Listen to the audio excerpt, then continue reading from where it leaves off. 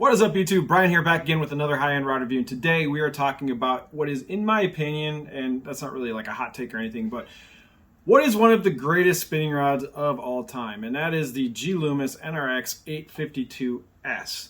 Now, first off of the rip, I feel a little weird reviewing this rod because that's like reviewing a Led Zeppelin album or the Beatles or something. It's like, does this rod really need me to review it? Because it's amazing. It's like one of the most beloved spinning rods pretty much out there, period. And it doesn't really need me to validate this model or this rod to say how great it is. But since when has that stopped us? We're still going to talk about it. So we're going to talk here about the 852S. So now, if you're not familiar with the 852S, this is the 7'1" medium power spinning rod from Loomis. This is the extra fast action, and we're going to talk about the action on this rod because it does need to be touched on.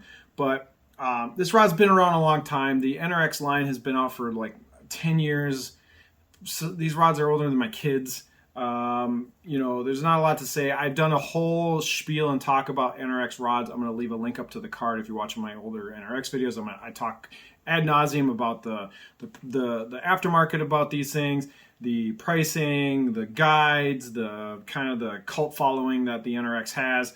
Now, today we're looking at the old version of the NRX, the original NRX model. I know that there's the NRX Plus that came out this summer. I only own the 872S NRX Plus. I do not have an 852S in the Plus. Good luck finding one right now. They're impossible to find. Even if I wanted to find an 852S NRX Plus, nobody has them. Loomis has not restocked pretty much anybody all summer. So anyway, so we're not going to talk about that rod. However, there are some key differences with the NRX Plus versus the old one. So if you're watching this video, you're probably looking at buying an NRX Plus 852S, or you have one of these and you want to hear someone talk about it for 20 minutes. So first off, one of the number one things about this rod is the weight. This thing is like 3.5 ounces, and it's been this light since these came out. So NRX rods are known for their ridiculous lightness, and this is no exception. This is one of the lightest spinning rods I've ever owned. The Conquest 852S that I have is slightly lighter than this, but you know, it is also more expensive. The MSRP right now on the NRX Plus 852S is $600. I just looked it up. It's $630. I think it's like $629. So it's a very, very expensive rod. I actually have two of these. I have this one and this one. So I have two 852Ss and I have two 872Ss. These rods are so good, why not have a couple of them?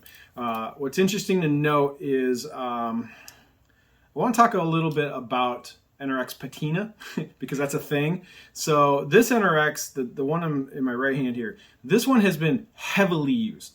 I got this off a buddy of mine who beat the snot out of this rod, gave me a really good deal on it. And if you notice, like, there's a couple things you can tell with older NRX rods is the blue tape starts to fade and gets a lot lighter. This tape on this one is a lot darker because it's a newer, less exposed to the sunlight rod. So what's cool, I think it's kind of cool. So when you feel and hold a used NRX that's been really well loved and well used, a lot of the finish material, like the coating on the blank, starts to wear off. I don't know if you can see this, probably not in the video, but the coating on the blank starts to wear and chip. The tape starts to fade, and you get a lot of filler falling out on the grip. Now, a lot of people would consider this like to be like a beat up rod, but let me tell you, that means people use their NRX, and I kind of like this patina. So personally, when I got this rod, I thought I was maybe going to resell it.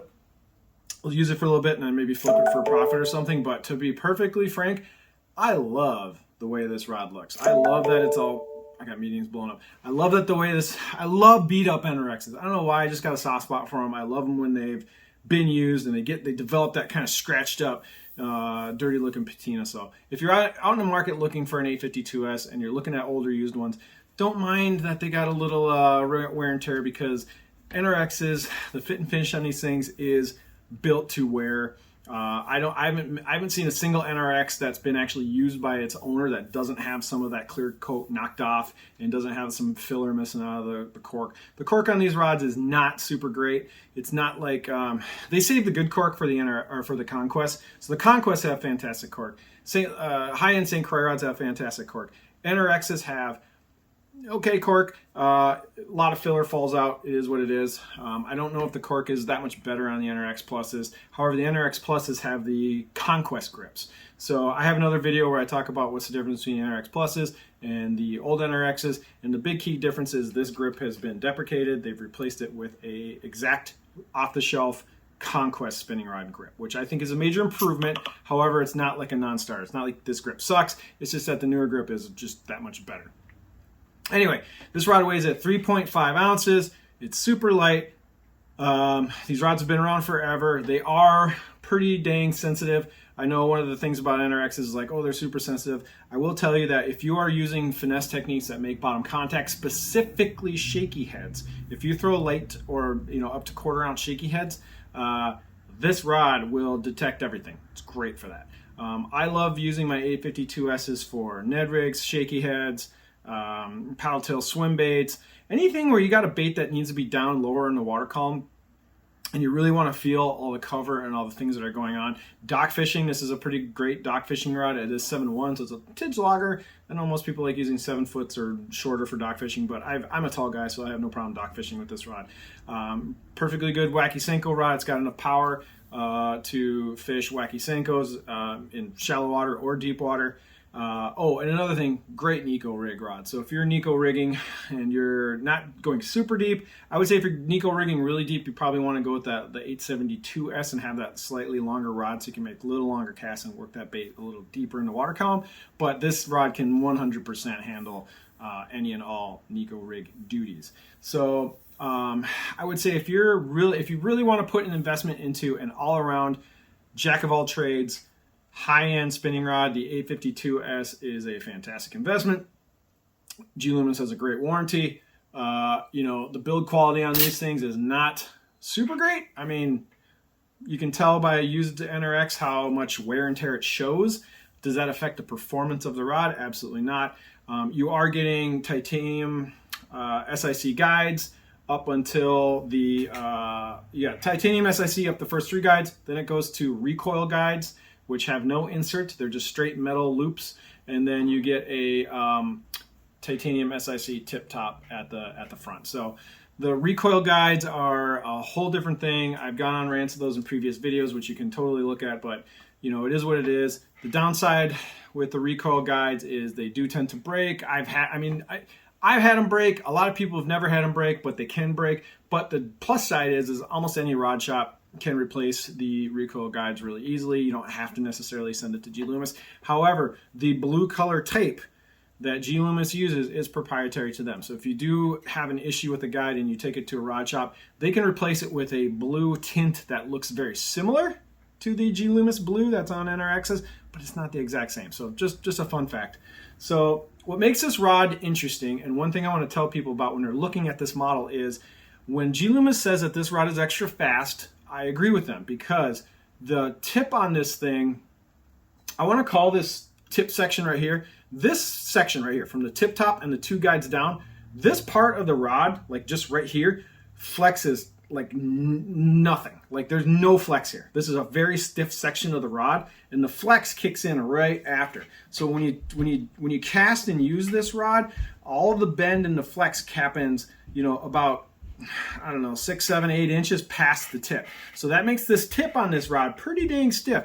You are not going to get long bomb casts out of the 852S. If you need to make really long casts with a bait, like you're trying to just launch a paddle tail swim bait way away from the boat, that kind of stuff, you want the 872S. The 872S has that soft, really flexible tip, where the 852S does not. So I'm not saying the 852S is a stiff rod. It is not. When you bend this rod all the way down through the blank, this rod is actually slightly softer than like the X-Pride 7-foot medium.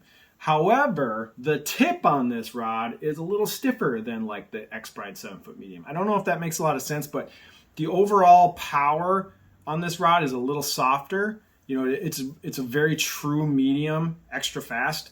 But just remember that tip is a little unforgiving and a little stiff. So, but this is a jig worm rod. This rod was made for bottom contact. This rod was made for casting out, tip up, feeling what's going on the bottom of your cast, and detecting all those bites in that cover and what your bait is doing. So if you are making, if you're fishing a lot on the bottom, I'll tell you one thing, if you're a shaky head spinning rod aficionado and you have not tried an 852S, you are really, really missing out on what is, in my opinion, probably one of the best shaky head rods like ever made. Like, this thing is fantastic for shaky heads. I love throwing shaky heads on this thing with a worm or a crawfish for that matter.